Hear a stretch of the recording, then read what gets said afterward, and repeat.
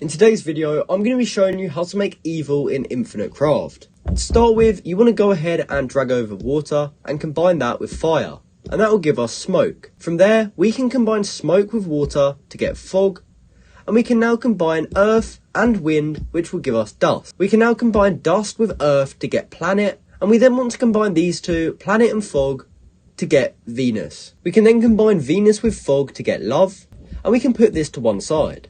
From here, we can drag over water and combine that with wind, and we get a wave. We can then put a wave with a wave, and that will get us a tsunami. We can then combine wind with wind to get a tornado, and if we combine tornado and tsunami, we actually get destruction.